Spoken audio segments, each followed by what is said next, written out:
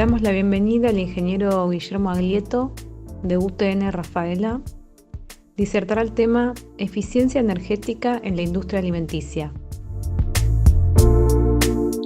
Hola, mi nombre es Guillermo Aglieto, soy ingeniero de la UTN Regional Rafaela y continuando con la primera charla técnica que dimos sobre calidad de energía orientada a asegurar las inversiones en eficiencia energética, en esta oportunidad vamos a ver eficiencia energética orientada a industrias alimenticias. Vamos a ver un caso y sobre todo mitos y verdades de aplicaciones. Primero agradecer la invitación de Red Alimentaria y obviamente a la UTN, a Marcelo Laorden, por la invitación y bueno, todas las consultas y las dudas al final. La estructura va a ser la siguiente. Vamos a dar una introducción general, algunos casos, aspectos específicos donde vemos mitos y verdades y terminamos con una aplicación. Los datos de contacto para todos los que quieran después comunicarse o evacuar alguna duda es genial. Lo más importante que siempre queremos arrancar de alguna forma desde el punto de vista de la eficiencia energética es pensar las cosas desde lo que nosotros podemos llegar a ver. Muchos de los que están del otro lado se van a sentir identificados cuando se habla de calentamiento global, de grandes inundaciones o de grandes sequías. Y esa es una forma de verlo de una forma cualitativa que es muy importante porque es lo que podemos nosotros sentir. Pero académicamente nos gustaría ir a algo un poco más cuantitativo. Desde el punto de vista de la investigación, el desarrollo y las aplicaciones, siempre pensamos en que todo lo que vimos tiene un sustento. Y este sustento es el cambio y la evolución en los últimos tiempos, por lo menos acá estamos viendo en los últimos 200 años, cómo fue evolucionando, por ejemplo, la población mundial. Cuando recién veíamos los efectos que puede tener términos como solemos escuchar, de calentamiento global, de insustentabilidad o ese tipo de cosas, cuando lo llevamos a números los invito, mejor dicho, a ver la siguiente tabla, en la cual tenemos la evolución de la población mundial a lo largo de los años. Y me gustaría que reparen en lo siguiente. A la izquierda de todo vemos cuánto aumenta 1.000 millones los habitantes de la Tierra. Fíjense que antes tardábamos 1.000 millones, aumentar 1.000 millones la población, tardábamos desde 1800 a 1920, 120 años para aumentar 1.000 millones la población mundial.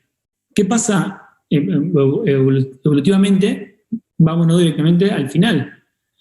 Fíjense que para aumentar 1.000 millones, la misma unidad del principio, hoy, el último dato por lo menos, solamente pasó del año 2000 al 2011. O sea que en 11 años aumentamos la misma cantidad de población que antes nos tomaba 120 años aumentar. Y ya todos ustedes están pensando cuál es la proyección a 2025. Sí, tal cual. Esto es, si ustedes ven en la forma de la gráfica que está mezclada como de fondo, vemos que a partir del año 1, que es la gran plaga, a partir hasta la proyección de 2025, nos vamos a 9.000 millones de personas. Eso nos habla de la necesidad que tenemos de la eficiencia energética y la sustentabilidad. Por eso le damos mucha importancia a esto y nos preocupa y nos debería ocupar. Fíjense la elocuencia que podemos mostrar en esta foto. 1600, la isla de Manhattan en Nueva York, al foto del 2007. Esto habla de población, además de concentración y otros aspectos que podríamos llegar a estar discutiendo, que sería buenísimo, pero esto habla de diversidad. Fíjense la imagen de Tokio de 1945 arriba y la imagen de Tokio ahora. Que no solamente los números los vemos en la tabla que veíamos anteriormente en esa evolución, sino que también lo podemos ver hoy gracias a la tecnología gráficamente. Me preocupa algo muy importante también, que siempre hablamos de la calidad de vida y la eficiencia energética y la productividad. ¿Por qué son tan importantes y tan interrelacionados? Fíjense qué ocurre en el caso en el cual todos, de alguna forma, uno puede medir el nivel de vida, y pongámosle comillas eso, de las poblaciones en función de cuánto consumen sus habitantes, su per cápita. Y si todos vamos a todo el planeta, o sea, todos, cuando digo todos, el planeta entero, cuando vaya al nivel estándar de vida o al consumo eléctrico de Polonia, que tenemos acá, la energía o el consumo de energía se va a multiplicar por 2. O sea, vamos a consumir el doble de lo que estamos consumiendo actualmente. Este camino, evidentemente, tiene alguna consecuencia si pensamos en, además, toda la evolución poblacional que vimos al principio. Acá está Argentina, por ejemplo, Polonia, Argentina, Turquía, consumos similares. O sea que esto es algo realmente que tenemos que pensarlo. Esto es una forma que por ahí no está tan difundida y a mí me gusta mucho, que es de alguna forma How Many Earth Does Take, la publicación esta, o sea, cuántas tierras nos toma, y ahí toman una unidad, que es una unidad de la biocapacidad que tiene el planeta para regenerarse. Son las unidades estos en global hectáreas per cápita, que es una unidad que a los que están en medio ambiente y en eficiencia energética la van a empezar a escuchar cada vez más. ¿Qué quiere decir? Que necesitamos 1,67 de esta unidad, que básicamente es tomar las hectáreas de biocapacidad de la Tierra debido a la cantidad de personas. Y esto es el equilibrio entre el consumo humano y lo que la Tierra nos puede dar. Y quiero que vean que si todos tenemos el estándar de vida europeo, necesitaríamos 2 tierras y media para poder ser sustentables. O desde el punto de vista de un mercado americano o de Estados Unidos, necesitaríamos 4 tierras para poder sustentar ese régimen de vida. Entonces, habla a ciencia cierta, de forma muy clara y muy real y muy concisa, que necesitamos cambiar nuestra forma de ver la energía. Entonces, esto nos permite introducirnos a algo, a esto de qué hay de la parte de eficiencia energética. Nosotros creemos que es algo de lo más importante. Cuando digo nosotros, hablamos no solamente de la facultad, sino como de forma privada. Vamos a ver algunos de los casos, de casos reales, que por ahí, siendo consultores de empresas y de organizaciones, nos permiten ver mucha cantidad de empresas diversas, muy diversas, y todas tienen cosas muy, muy similares y muy particulares. Y es un poco en el momento de encarar esto, siempre preguntamos por dónde arrancar, qué es realidad o qué no. Obviamente, en este lapso corto de tiempo, queremos introducir algunos conceptos y dejar abierto para la próxima charla algunos otros aspectos más particulares. Fíjense la imagen arriba, en la casualidad que está puesta ahí. Cuando hablamos de mito de realidad, hay una central térmica que es reemplazada por acá hay aves, y es reemplazada por molinos de viento, y dice ahí arriba picadoras de agua. Esto es como para empezar a despertarnos el sentido crítico de las cosas y realmente hacerlo por algún fundamento realmente técnico, práctico, y no por una cuestión de aplicabilidad en otro lugar, ¿sí? Cada sector es diferente. Vamos a la parte de alimenticia, fíjense. Primer punto, iluminación. Vamos a comentar algunos aspectos de la iluminación, las máximas que nos dice todo el mundo. Iluminación LED versus una, por ejemplo, el fluorescente, que tiene 3 veces más de vida útil y consume la mitad. Mito o realidad, ¿el retorno de inversión sobre la vida útil de las lámparas es inmediato? ¿Es tal cual nos dicen? Bueno, primer aspecto fundamental, que se desprende un poco de la primera capacitación, que obviamente los invito a ver en las redes sociales de la red. Pueden tener las charlas y verlas nuevamente, que hablábamos sobre que en realidad todas estas premisas están dadas sobre algunas particularidades, como por ejemplo que la energía que le llega a este tipo de equipos sea realmente excelente. Y cuando lo reemplazás en una casa no pasa nada, pero a nivel de industria alimenticia, el reemplazo masivo empieza a traer acortamiento de vida útil y otros problemas que todos ustedes seguramente ya están experimentando o lo van a experimentar. Entonces, fundamental nuestro soporte acá. ¿Por qué? Porque cambia la forma de iluminación, ni hablar, pero también cambia la forma de energía. Pasamos de un equipo que era electromecánico, como electromecánico, a algo que tiene placas, switching de electrónica no lineal, en la misma instalación. Entonces, la única forma de que los retornos de inversión sean realmente los que uno puede calcular es realizar las protecciones y el filtrado para que la energía sea la misma con la que estuvo probada en un laboratorio. Recuerden que todos los retornos de inversión son con hojas de datos de laboratorio. Y ahí cambia muchísimo. En el punto de vista de la energía, muy, muy importante pensar en el tipo de energía que se usa. Esto nos queremos con esto que sea un puntapié para la próxima charla, así que vamos a decir lo siguiente. ¿Es lo mismo coseno de phi que factor de potencia? Acá me quedo también con la charla anterior. El vaso de cerveza, para los que no están en el tema, es la potencia que nosotros vamos a demandar de la red. La espuma es la potencia reactiva que, digamos, la consumimos y la pagamos, pero no la usamos efectivamente para algo productivo. Entonces, una de las cosas más importantes es compensar el factor de potencia. ¿Por qué? Porque lo que vamos a hacer es sacar esta espuma y que sea solamente cerveza, o sacar la reactiva y que sea solamente energía útil. Acá empieza ¿por qué lo nombramos? Porque en la próxima charla vamos a ver algo impresionante, que es el desafío de las empresas alimenticias que se van a encontrar a medida que se tecnifican. La mayoría de las empresas alimenticias hoy están tecnificándose constantemente y se van a encontrar con estos problemas, donde el coseno de phi, el factor de potencia no va a ser lo mismo, donde se van a amplificar un montón de efectos, donde no van a poder compensar. Así que es uno de nuestros mitos en realidad, y un simple spoil a la próxima capacitación es esto. Esto era lo que nosotros estábamos acostumbrados en la imagen de arriba, pueden ver acá, es lo que estábamos acostumbrados. Compensábamos con capacitores y ahorrábamos energía. Y lo que vamos a tener que migrar y a empezar a acostumbrarnos es a esto, que es la onda real, y va a haber una forma de solucionarlo. Normalmente, otro de los mitos y verdades es que con calidad de energía, esto ya para los que están más en la parte técnica, si con calidad de energía o filtrado armónico se puede ahorrar energía. Y esta es otra cosa que también vamos a ver en esa capacitación, que es un gran dilema de los ingenieros. Vamos a ver cuál es el efecto Joule realmente que hace un repago de una inversión de estas, y que en realidad no a la posibilidad de ahorro que tenemos es muy baja esa forma de retorno de inversión. Otro tema que nos consulta muchísimo es el tema de curvas de carga.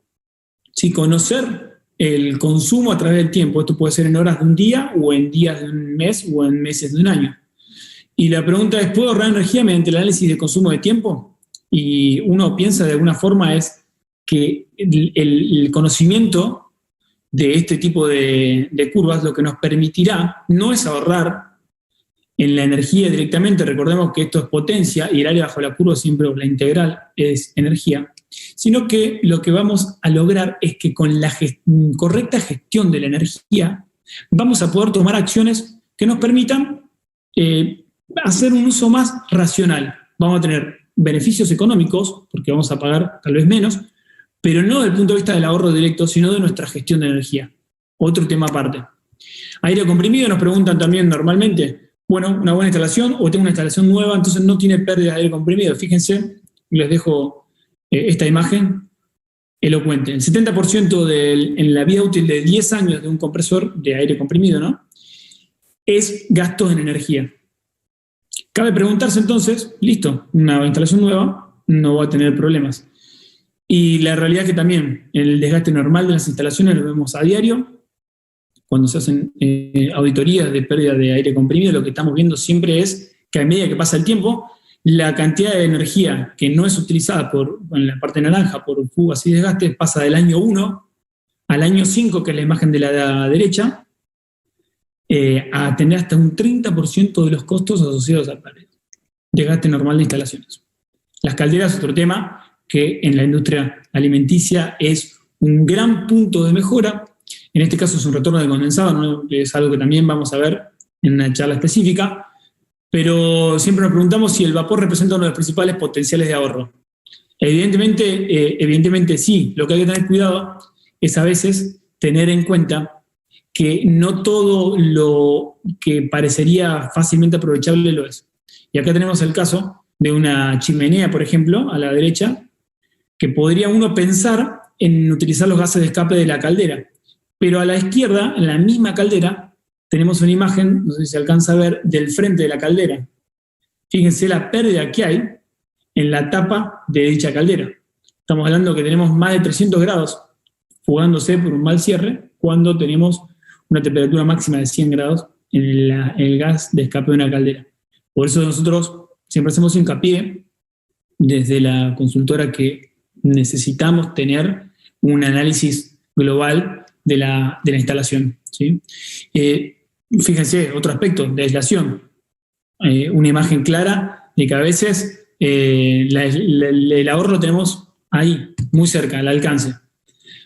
Para ir redondeando este tema, lo pasamos algo rápido como para no excederme demasiado, pero me gustaría, esto sí, plantearlo, que es una de las cosas principales que nos enseñan.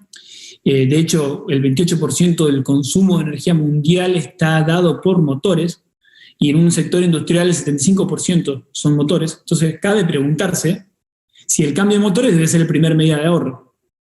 Bueno, hay un montón de aspectos a tener en cuenta. Nosotros hablamos de diferentes categorías de motores, pero el problema que tenemos en este aspecto es que la diversidad de motores en una industria alimenticia es muy grande y de muy baja potencia. Entonces, termina siendo muchas veces un mito y termina el árbol a veces tapándonos el bosque. Nosotros tratamos de pensar en esto como algo integral y detectar esos motores de grandes cargas, pero evidentemente tenemos muchos aspectos de ahorro. Bien, el caso de estudio también es simplemente para ver cuál es el aspecto que nosotros recomendamos de forma previa, porque como vimos hay un montón de aspectos que tienen, digamos, algunos mitos y algunas verdades, que no todas las plantas son iguales y que en alimenticias tienen algunas consideraciones especiales, y lo hacemos hincapié en eso porque hemos visto incluso muchas publicaciones oficiales o de organizaciones oficiales hablando de industria alimenticia, que el principal ahorro puede ser una cosa o la otra. Y es importante tener en cuenta que todo lo que nosotros hagamos desde el punto de vista de la eficiencia tiene que tener un sustento en el análisis previo. Por eso, para terminar, lo que nosotros pensamos es en lo siguiente: en un diagnóstico energético inicial, fíjense lo que ocurre. Empresa X, no importa. Esto de hecho es un caso real. Cuando medimos la electricidad de consumo en gas en unidades comparables, que puede ser kilowatt-hora o joules, vemos que el gas, por ejemplo, en una empresa alimenticia es mayor que incluso la electricidad. Pero cuando lo vemos en retornos en moneda o en la parte económica, el mismo consumo de gas muchas veces termina siendo monetariamente una parte muy pequeña en la matriz energética de costos. Entonces, de alguna forma también decimos, ok, podemos orientarnos el análisis primero a la parte eléctrica. Luego hacemos un análisis global de cuáles son los diferentes puntos de consumo. Y nos da que básicamente la parte de refrigeración y la parte de algunos tipos de procesos son de mayor consumo. Gracias a Dios, en esta charla hay grandes especialistas en el tema y ya sabemos o nos estamos orientando por dónde tenemos que empezar primero en una empresa alimenticia. Por eso este tipo de charlas las celebro. Bueno, como vemos acá haciendo el ordenamiento en un Pareto o en un diagrama ordenado de cargas, a la de izquierda de todos vemos que la refrigeración es el mayor consumo. Y después vamos en orden de prioridad los diferentes aspectos. Y por último, antes de realizar la presentación final, muy importante y sobre todo lo que nos permite tener una visión global del problema o del punto a mejora, es tener esta forma de sustentabilidad. ¿Qué quiere decir? Que nosotros tenemos que pensar la eficiencia energética como un plan de mejora continua. Y para eso tenemos que no solamente ver cuáles son las prioridades, sino que además ver en función de algo que sea fijo. ¿Qué quiere decir? La energía para una empresa puede ser diferente a la otra y diferente al consumo de otra. ¿Cómo las vamos a comparar si son una más grande y otra empresa más chica? ¿O cómo saber si estoy bien o estoy mal? Son los consumos específicos. Ese tipo de indicadores es lo que nos va a permitir a nosotros saber si nuestra empresa está bien, está mal, o nuestro sector dentro de una empresa es más eficiente que otro. Para eso, ¿qué hacemos? Vemos la energía en función de la materia prima o de la producción o de la superficie, dependiendo de la industria. Nosotros creamos otro indicador más, que es a partir, justamente, como depende mucho de la refrigeración, como veíamos, la industria alimenticia o la eficiencia de la industria en lo que es energía depende mucho de la refrigeración. Uno de los indicadores es consumo en función de la temperatura exterior. Ese tipo de consumos específicos es lo que nos va a permitir a nosotros tomar acciones que sean muy a largo, o sea, que puedan tenderse en el tiempo, en esa mejora continua, y que realmente después repercutan la factura al final, ¿no? Que es un poco la idea de todo esto. Y obviamente en la parte de insumos, costos de producción, hacemos este análisis. Entonces, con toda esta información, recién ahí podemos empezar a identificar y aplicar las mejoras que, como vieron en el resto de las charlas o de los módulos, son lugares, cosas muy concretas, muy aplicables, y teniendo en Argentina tremendos especialistas.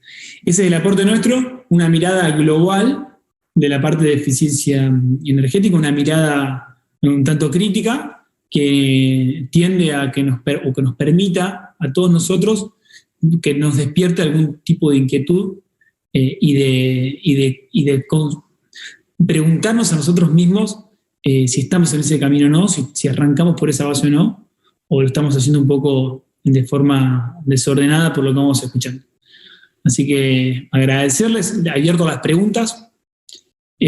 Obviamente son de poco tiempo, entonces por ahí es mucha información. También los invito para que lo vean después de forma muy tranquila y hagan todas las preguntas que quieran, porque bueno, nos gusta poder hacer nuestro aporte a lo que es la eficiencia energética, que creo que es el futuro para todas nuestras industrias alimenticias.